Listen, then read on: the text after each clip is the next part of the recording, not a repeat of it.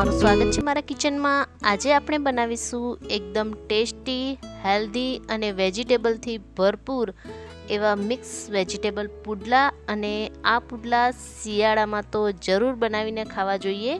અને જો હા, તમને મારી રેસીપી પસંદ આવતી હોય અને હજુ સુધી મારી ચેનલને સબસ્ક્રાઈબ ન કરી હોય તો પ્લીઝ સબસ્ક્રાઈબ કરો। તો ચાલો બનાવીએ ટેસ્ટી અને હેલ્ધી એવા મિક્સ વેજીટેબલ પુડલા।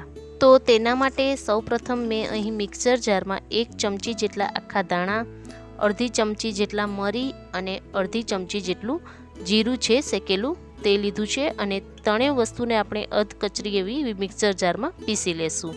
ત્યારબાદ હવે પુડલામાં નાખવા માટે અહીં મેં 200 ગ્રામ જેટલી નાની એવી એક દૂધી લીધી છે। તો સૌપ્રથમ આપણે દૂધીને આ રીતે છીણી લેશું અને દૂધીનો ટેસ્ટ પણ પુડલામાં ખૂબ જ સરસ આવશે, જરૂરથી ઉમેરવી। ત્યારબાદ અહીં 1 થી 1.5 કપ જેટલી કોબી છે તે ચોપરમાં મેં ચોપ કરી લીધી છે તે ઉમેરી દીધી છે। 1/4 કપ જેટલું અહીં ગાજર છે તે ખમણીમાં છીણીને લીધું છે મેં। અને 1/4 કપ જેટલા કેપ્સિકમ છે તો કેપ્સિકમને પણ અહીં મેં ઉમેરી દીધું છે। અને 1/4 કપ જેટલી લીલી ડુંગળી છે તો લીલી ડુંગળીને પણ અહીં કટ કરી લીધી છે। અને અડધો કપ જેટલા ધાણા છે તો ધાણાને પણ અહીં ઉમેરી દીધા છે। ત્યારબાદ હવે જે આપણે મસાલો પીસીને રાખ્યો છે તે બધો જ મસાલો અહીં ઉમેરી દઈશું। અને 1 ચમચી જેટલો અજમો અહીં બંને હાથમાં મસળીને તેમાં આપણે ઉમેરી દઈશું। ત્યારબાદ હવે તેમાં અહીં હું 2 ચમચી જેટલી આદુ, મરચાં અને લસણની પેસ્ટ ઉમેરી દઈશું। અને ત્યારબાદ અહીં એક મીડિયમ સાઇઝનું ટામેટું ઝીણું ઝીણું કટ કરીને ઉમેરી દીધું છે। અને એક મીડિયમ સાઇઝની સૂકી ડુંગળી જે હોય તે અહીં ઝીણી ઝીણી કટ કરીને ઉમેરી દીધી છે।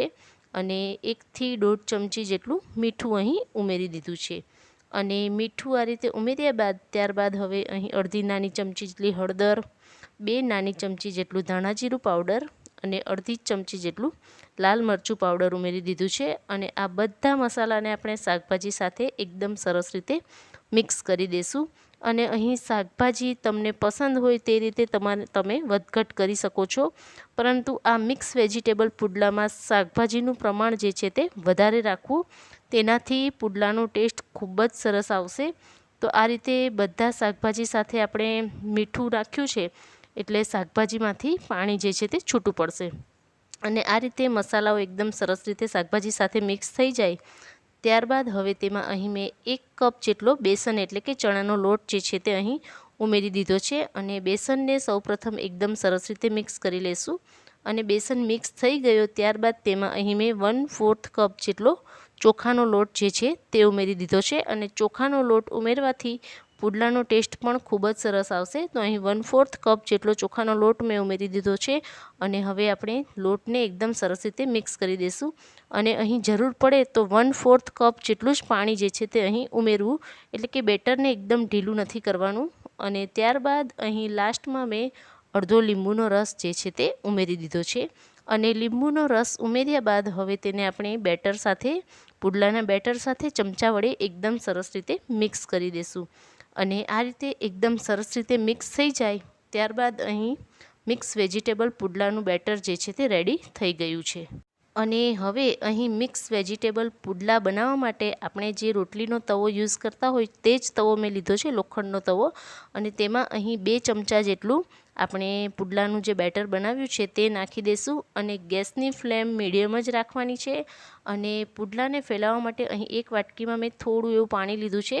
તો પાણીમાં આપણે આ રીતે હાથ પલાળતા જશું અને પુડલાને આ રીતે એકદમ સરસ રીતે ફેલાવી લેશું। તો અહીં શાકભાજીનું પ્રમાણ વધારે હોવાથી પુડલા જે છે તે એકદમ પતલા નહીં બને, થોડા એવા જાડા રહેશે, એટલે કે થોડા એવા એકદમ પતલા નહીં થાય પુડલા। તો આ રીતે તેને એકદમ સરસ રીતે પાણીવાળો હાથ કરીશું એટલે એકદમ સરસ રીતે આપણે ફેલાવી શકીશું। તો પુડલાને આ રીતે ફેલાવી લેશું। અને પુડલા આ રીતે એકદમ સરસ રીતે પુડલો ફેલાઈ જાય ત્યારબાદ તેને ઉપર આ રીતે ઢાંકણ ઢાંકીને થવા દેશું। અને પુડલાને આપણે મીડિયમ ગેસની ફ્લેમ પર જ થવા દેવાનો છે। અને આજુબાજુ આ રીતે થોડું એવું તેલ ઉમેરી દઈશું। અને તેલને ઉમેર્યા બાદ હવે તેને ઢાંકીને 2 મિનિટ માટે આ રીતે થવા દેશું। તો મીડિયમ ગેસની ફ્લેમ પર આ રીતે પુડલો 2 મિનિટ થશે એટલે ઉપરથી આ રીતે ડ્રાય થઈ જશે અને નીચેથી એકદમ સરસ રીતે શેકાઈ જશે।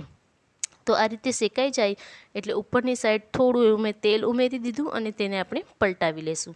અને પલટાવ્યા બાદ હવે આપણે પુડલાને બંને બાજુ આ રીતે થોડો ઉપરથી પ્રેસ કરતા જશું અને બંને બાજુ એકદમ સરસ રીતે આ રીતે શેકી લેશું. તો આ રીતે પુડલાને બંને બાજુ આપણે ફેરવતા જશું અને તેને થોડો વજન આપીને એકદમ સરસ રીતે શેકી લેશું. તો આ રીતે પુડલા જે છે તે ખૂબ જ ટેસ્ટી લાગે છે અને ખૂબ જ હેલ્ધી પણ રહે છે. અને શિયાળામાં આ મિક્સ વેજીટેબલ પુડલા તો જરૂરથી બનાવવા જોઈએ અને ખાવામાં પણ ખૂબ જ ટેસ્ટી લાગે છે. જો આપણે નાના બાળકો માટે બનાવવાના હોય તો આદુ મરચાં અને લસણની પેસ્ટ થોડી ઓછી રાખવી. તો અહીં આ રીતે પલટાવીને પુડલાને મેં બંને બાજુ એકદમ સરસ રીતે શેકી લીધો છે અને આ જ રીતે બધા પુડલા જે છે તે હું રેડી કરી લઈશ. તો અહીં તૈયાર છે ટેસ્ટી એવા મિક્સ વેજીટેબલ પુડલા. અને આ રીતે પુડલા જો તમે ક્યારેય ન બનાવ્યા હોય તો એકવાર જરૂરથી ટ્રાય કરજો. અને આ મિક્સ વેજીટેબલ પુડલાને મેં અહીં ખજૂર આમલીની ચટણી સાથે સર્વ કર્યા છે. તમે તેને ગ્રીન ચટણી સાથે કે પછી સિમ્પલ દહીં સાથે પણ સર્વ કરી શકો છો. અને આજની આ રેસીપી જોવા બદલ તમારો ખૂબ ખૂબ આભાર. Thanks for watching.